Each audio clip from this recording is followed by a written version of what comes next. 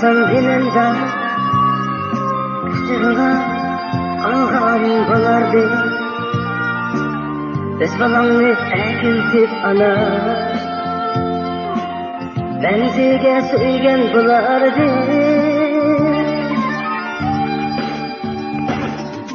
Lekin ana yok sen yanımda, oturuyorum yıldızla kara. Lekin ana yok sen yanımda, oturuyorum yıldızla kara. Tarzı kaldı mende ana,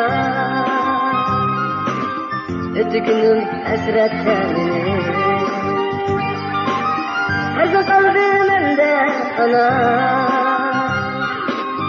ötükünün hasretten.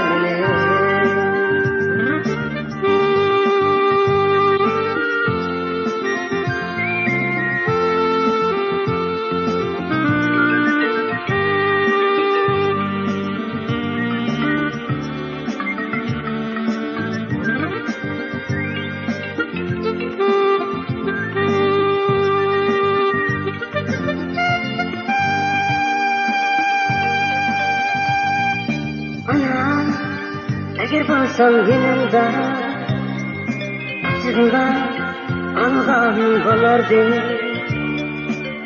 Öz balanı ekiltip ana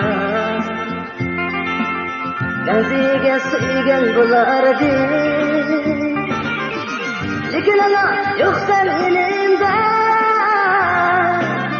oturuyorum yıldızla kara.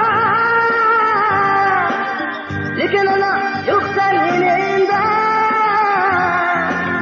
oturuyorum yıldızla kara. Tadı kaldı mende ana, ötükünün hasretten. Tadı kaldı mende ana, ötükünün hasretten.